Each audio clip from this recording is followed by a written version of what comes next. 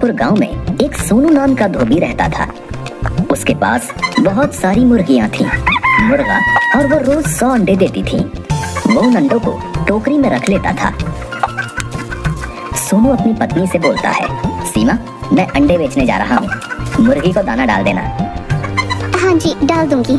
Sonu scooter पर शहर के घरों में अंडे पहुंचाने जाता था। सोनू और सीमा दोनों मुर्गियों से बहुत ज्यादा प्यार करते थे, क्योंकि वही मुर्गियां उनके जीवन का आधार थीं। कभी कभी अगर मुर्गियों के अंडे बच जाते तो वो गांव के लोगों में बांट देते। एक दिन सोनू अपने घर फ्रिज खरीद के लाता है। गांव में किसी घर में फ्रिज नहीं था। सोनू मिठाई लेकर अपने पड़ोसी कालू के घर पहुंचता है। लीजिए कालू भैया, मिठाई खाइए। किस बात की मिठाई है? आज मैं फ्रिज खरीद के लाया हूँ। क्या फ्रिज? ये तो बहुत अच्छी बात है। कालू सोनू से बहुत जलता था। सोनू जब चला जाता है तो कालू अपनी पत्नी से कहता है, इनकी मुर्गियां तो काम वाली बन गई हैं। इनके अंडों से ये अमीर होते जा रहे हैं। एक हमारी गाय है, पूरे दिन में मात्र 5 लीटर दूध देती है। कालू की पत्नी, और जब भी इनके घर कोई भी नई चीज आती है, हमें मिठाई खिलाने जरूर आते हैं, जलाने के लिए। कैसा रहेगा अगर हम इनकी मुर्गियां चुरा कर अपने घर ले आए? क्या पागल हो गई हो?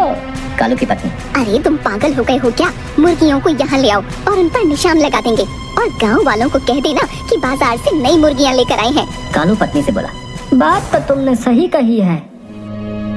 रात में जब सोनू और सीमा सो जाते हैं, कालू चुपके से उनके घर में घुस जाता है और मुर्गियों को अपने घर में ले आता है। मुर्गियों पर वो निशान लगा देता है और सो जाता है। अगले दिन जब सोनू और सीमा सोकर उठते हैं तो वो देखते हैं कि मुर्गियां गायब हैं।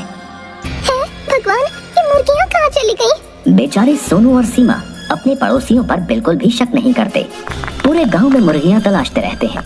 जब पूरे गांव में मुर्गियां नहीं मिलती तो दोनों जंगल में बैठकर रोने लगते हैं।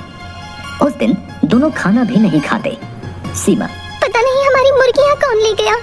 तभी सोनू देखता है जंगल में कुछ मुर्गियां घूम रही हैं। सोनू और सीमा दोनों उनके पास जाते हैं। सीमा सोनू से बोलती है, ये तो हमारी मुर्गियां नहीं है।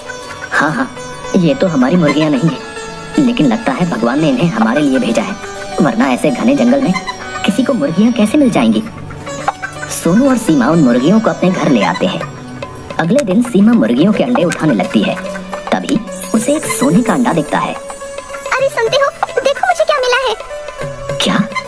सोने का अंडा? ये मुर्गी ने कैसे दिया?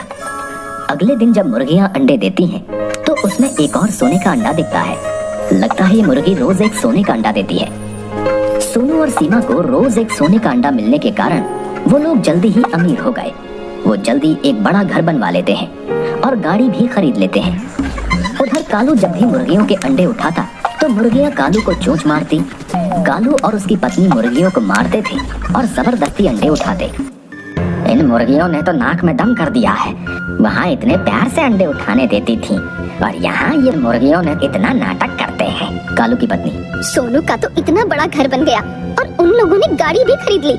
समझ ही नहीं आ रहा उनके पास इतने पैसे कहाँ से आए।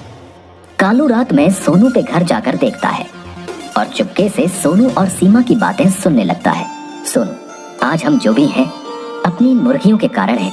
अगर रोज एक सोने का अंडा ये ना देती तो हम कभी अमीर नहीं हो पाते। कालू, अच्छा, लगता है इनकी मुर्गी के पेट में ढेर सारे सोने के अंडे हैं। सोनू और सोनू की पत्नी सीमा जब सो जाते हैं तो कालू रात में उनके घर में घुस जाता है और उन मुर्गियों को भी अपने घर ले जाता है। कालू सोना पाने के चक्कर में मुर्गियों का पेट चीर देता है। मुर्गियों के पेट में सोना नहीं पाता और मुर्गियां मर जाती हैं। कालू की पत्नी, जल्दी से मुर्गियों को फेंक कर आओ, नहीं तो हम फंस जाएंगे। लेकिन गांव का चौकीदार कालू को रोक लेता है। चौकीदार, अरे ये तो सोनू भाई जी की नई वाली मुर्गियां हैं, तुमने इनको मार डाला।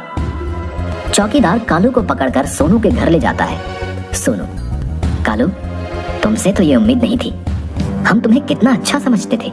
सीमा, कहीं हमारी पहले वाली मुर्गियां तुमने तो नहीं चुराई? कालू, मुझे माफ कर दो, आपकी पहले वाली मुर्गियां भी मैंने ही चुराई थी। गांव में पंचायत बुलाई जाती है। पंचायत में कालू और उसकी पत्नी को गांव से बाहर निकालने का फैसला सुनाया जाता है।